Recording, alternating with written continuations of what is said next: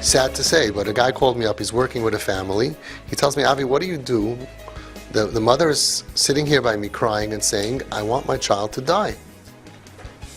You know, like, what do you say to parents? And it's so painful. And the mother's crying that she's saying it. She's not crying, you know, she's crying, I can't believe I'm a mother and I want my kid to die, and I can't believe I feel this way, and I feel horrible that I feel this way, but he's terrorizing me, and all the pain that the pain is real. So what do you say, Avi? So I told him, nothing. Have I ever told any of you? Have we ever spoken about this? When you train, and you do the training for real, and you have a different Havana in your child, it just changes. When you start giving your kids gifts, as Rav Dessler teaches us that the sheirish of ahava is have, to give, it releases ahava. When you start giving to someone, you see that little smile, you see that smirk, they start being nicer. We reverse the whole thing. We don't talk about the feelings that you have, that your child, we don't talk about it. Fix the kid. And here's the most important thing. It's so painful, this whole thing is so painful that parents don't even know this. The Baal Tanya writes in Perek Lamed Beis, Rachmanas mivateles hasina, that mercy and compassion is mevatel sinna. So we work on ourselves to be ma'ir ahava to the kid, to be ma'ir rachmanas to the kid. It's mevatel the sinna. You do a couple of weeks of TP, and the bad feelings towards your child just disappears. You start showering them with kindness and love and fun and the wow factor, and you start seeing that zizkeit that's trapped in all of the pain, and yeah, you're frustrated at the situation, but you're not at the kid.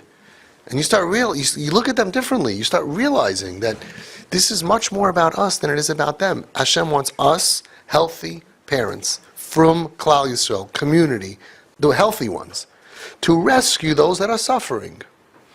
Because there's no Yiddishkeit problem here at all. There's no Yiddishkeit problem. I never met a kid off the derech that had a Yiddishkeit problem. And it's not their questions, and it's not about answering them. There's no Yiddishkeit problem b'chlal and Klal Yisrael. It's all about pain. Only pain. Verlegenkeit, zerbrochenkeit, lost, broken, shattered, depression, mental illness, nafshiistic, emotional problems, abuse, trauma. That's the sugya. When you attach to your child and you look at them like that, and you realize that I knew this kid when I was 5, 6, 7, when the kid was 5, 6, 7, 8 years old. Zizkeit. Let me ask you a question. Look around the room. Did any of you dream that this kid at 8 years old would one day be off the derech? Kind of. I always say it's about 5%. 5% of TP parents had problems with kids since they're little. 95%, no way. This is a precious kid, never saw it coming. The truth is, we have to go back to the roots, because the Nesiv V'Shalom says, what should you do when you have a child off the derech? And he says it so clear. Muchrachim lishloit beruach. You have to hold over yourself, your own ruach. He doesn't say muchrachim lishloit al hayeled. That's the therapy world. Get control of the kid. So no, you got to fix the problem. You're not dealing with a terrorist, a guy that broke into your house. This is your child. You want to fix the problem? Muchrachim lishloit beruach. Get a hold of your own spirit. Ula'ir a love, and awaken to the child ahava v'chemla b'li gvul. Unleash this. It's inside of you. The same parent that says, I want my kid dead, but they have unlimited, incredible, unconditional, powerful, unlimited love for the same child. Unleash it. Even more. So the tikkun is not about, what am I going to do?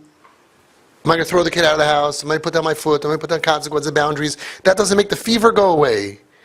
The fever to go away. Not what do you do when your kid is sick? You tell him, you can't throw up in the dining room. You can't walk around in your underwear. He's sick. Now what? Control the behavior of the sick person makes no sense. Give medicine. The medicine is la'ir a love, ahava, v'chemla, love and mercy, b'li gvul, unlimited. Even more than you did until now. For that, you don't need the child. For that at night, you think about your kid, you look at some old pictures, and you say, what happened to this kid? And you awaken within yourself ahava, love, and mercy unlimited. Don't let it stop. And that is automatically going to help your kid, according to the Nesiv Shalom, and you didn't even do anything. It's like wireless. It's Bluetooth medicine. He didn't tell you how to speak to the kid. He didn't tell you what to do. You don't even need the kid. The kid could be in the opposite side of the world, and you're being ma'ir a love ahava v'chemel b'li gvul. That is going to make it. That's going to save the kid. That's the medicine, pure medicine, Nesiv Shalom. Why would we not listen to the Nesiv Shalom? Why would we not listen to our Gedolim? Instead, we schlep the kid, and we take him, you have to go to therapy, and you're not going to behave this way, and you can't behave this way, and we break the children, and we push them away. We have pure Messiah HaTorah. If you look at any Gadol, any Zaken in Klal Yisrael, that's what he said. That's what they all say.